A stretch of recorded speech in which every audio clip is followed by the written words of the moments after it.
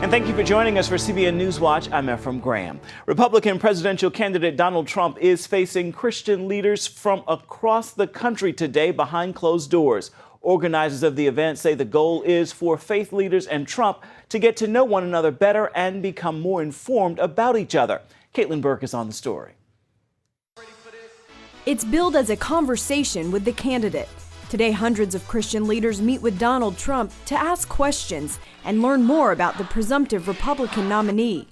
Regent University's Dr. Gerson Moreno-Riano says he thinks Trump will try and unite the evangelical leaders behind some core issues. The whole question of dignity of life and pro-life issues, the question of same-sex marriage, the liberty of conscience and freedom of religion and liberty principles. Those are some of the things that I think are cutting across the wide evangelical spectrum. Meanwhile, only a day ahead of today's meeting with evangelicals, a major shakeup for the Trump campaign, with Trump firing his campaign manager, Corey Lewandowski.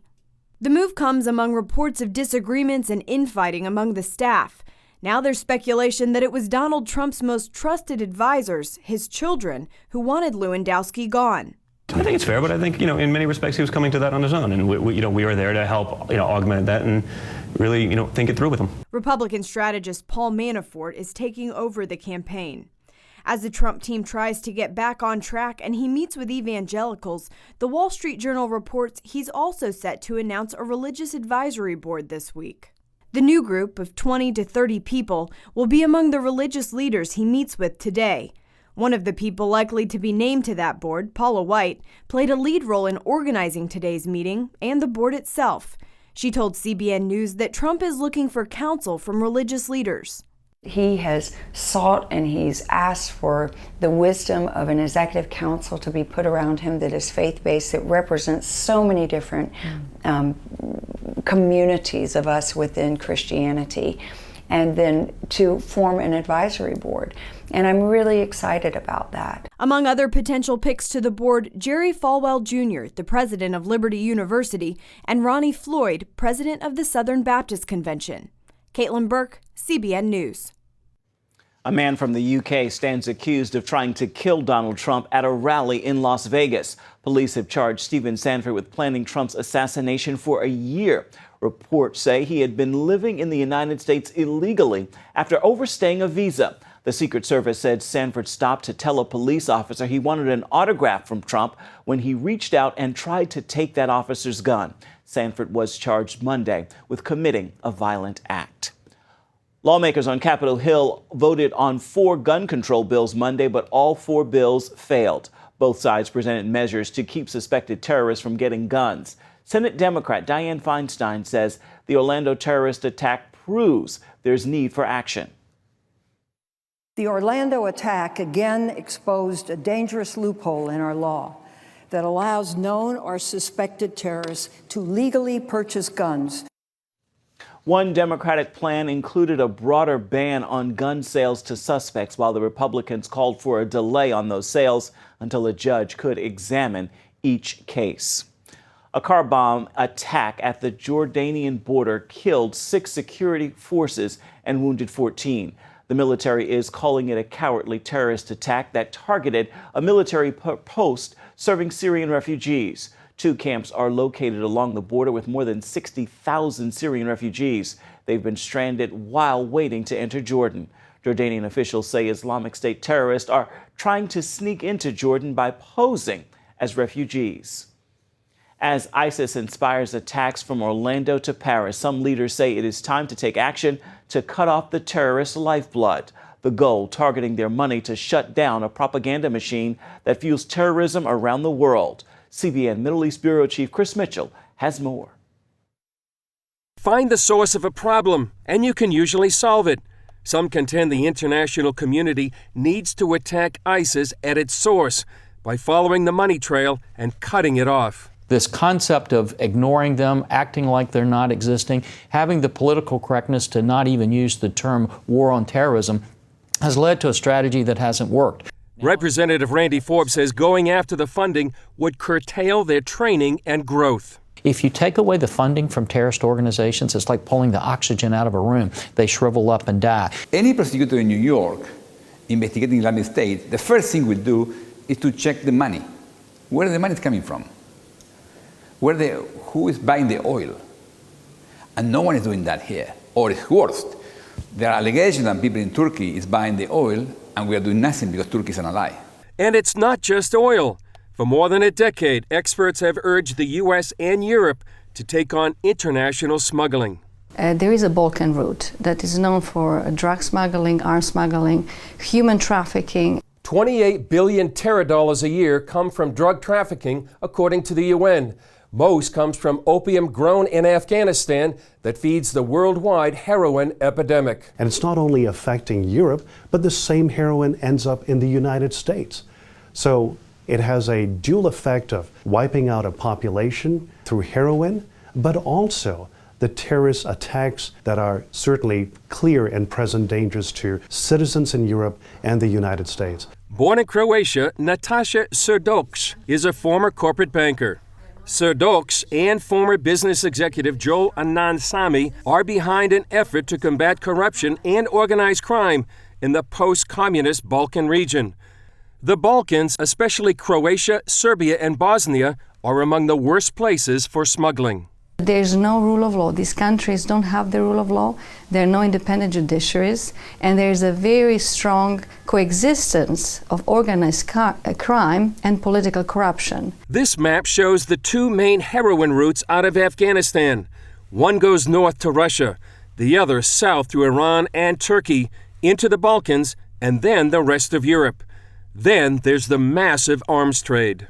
We see that arms supplies for terrorism are coming from the Balkans because it has been reported that in two Paris attacks in 2015 and the recent Brussels attacks, they had Kalashnikovs that came from the Balkans.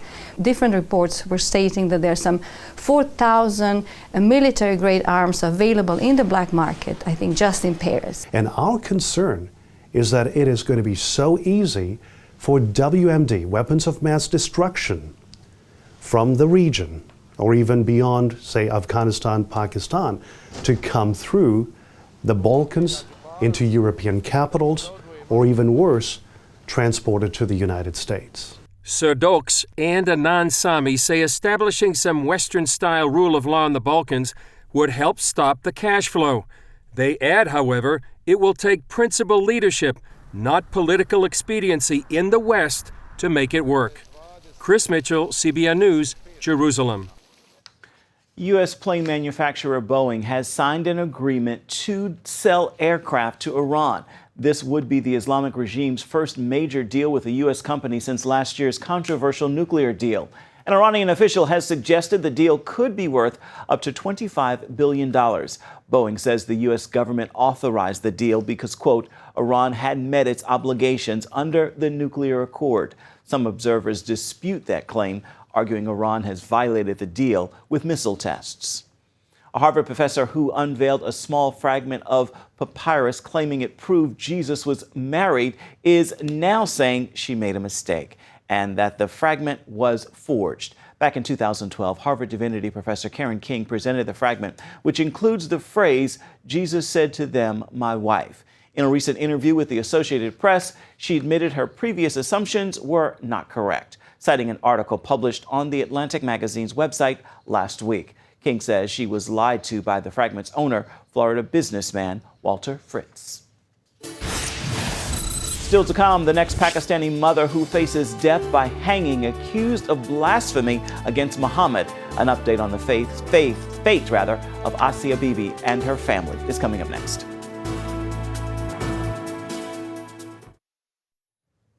She's been in prison in Pakistan for 7 long years on the charge of blasphemy against the Islamic prophet Muhammad.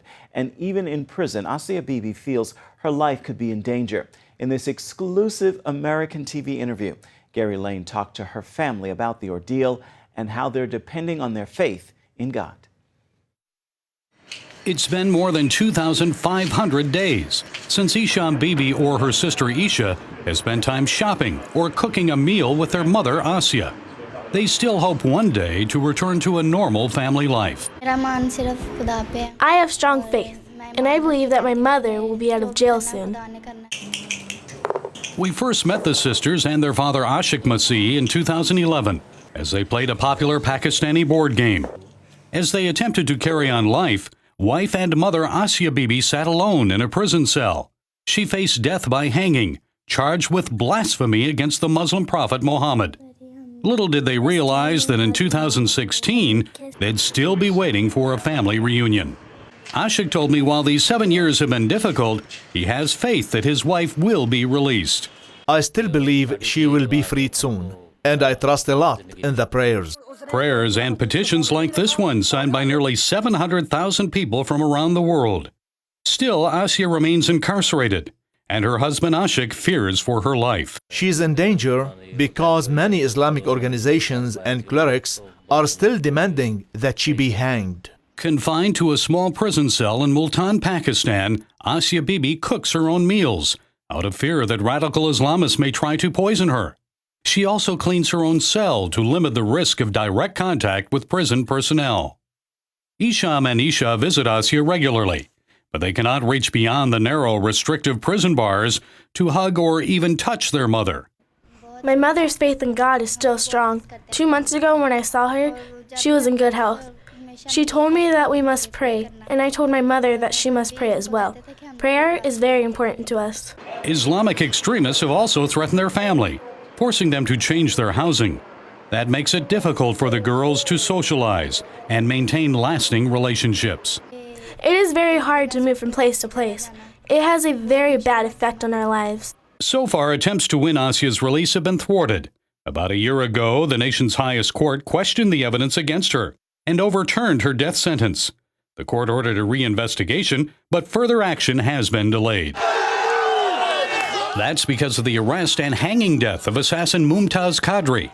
The radical Islamists gunned down Punjab Governor Salman Taseer, who called for Pakistan's blasphemy law to be abolished after visiting Asia in prison. Islamists packed the streets after the government finally executed Qadri under the country's anti-terrorism laws.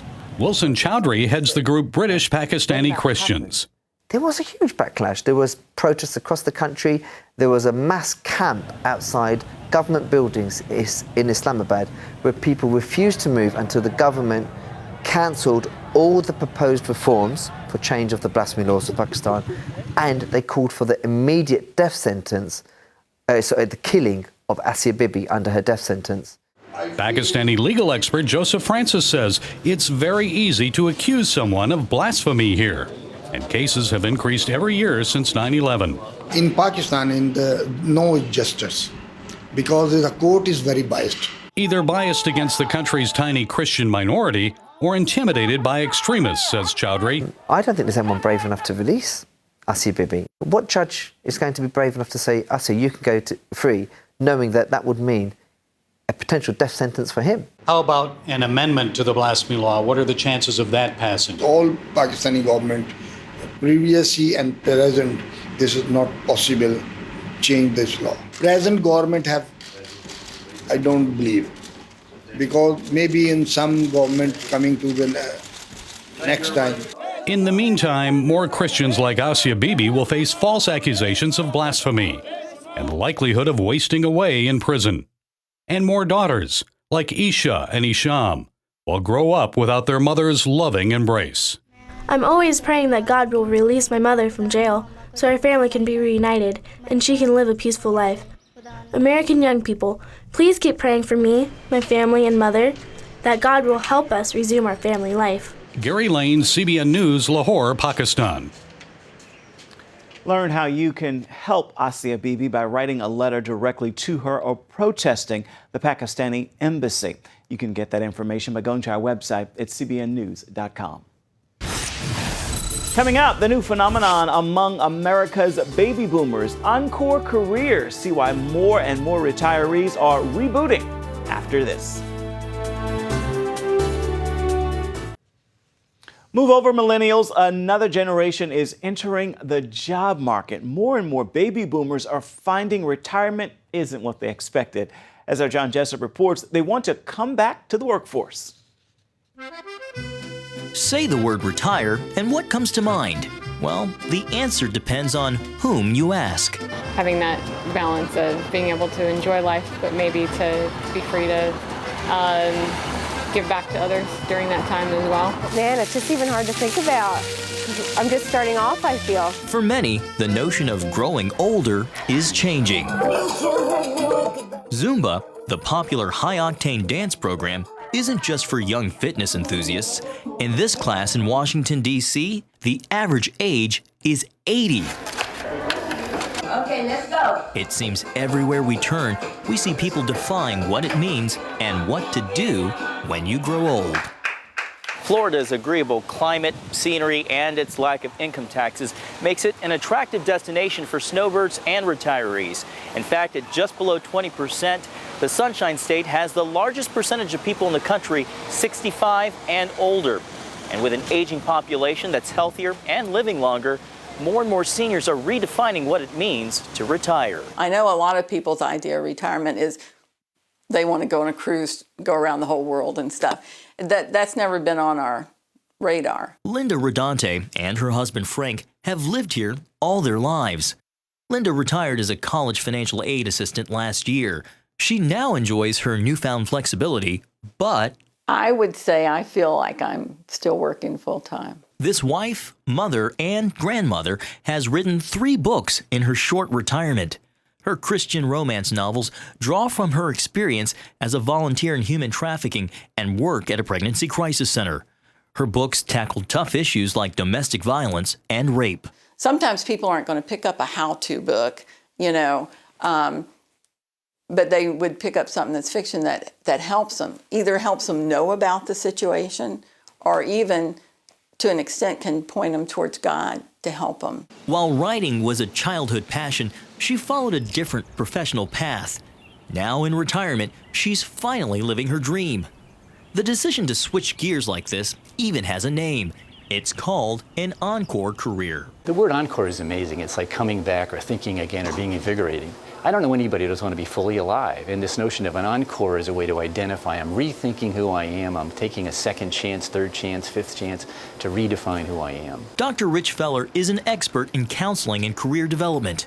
He says the traditional idea of retirement, working until you hit some magic number, no longer works, especially for baby boomers like Linda. There's 10,000 people retiring every day, and people are not going to just stop working. We're also going to live 30 years longer. There's this great bonus in our health care and how we're going to take care of our bodies and ourselves and have a psychological well-being that lasts much longer. After the recession, lack of finances forced some retirees back to work.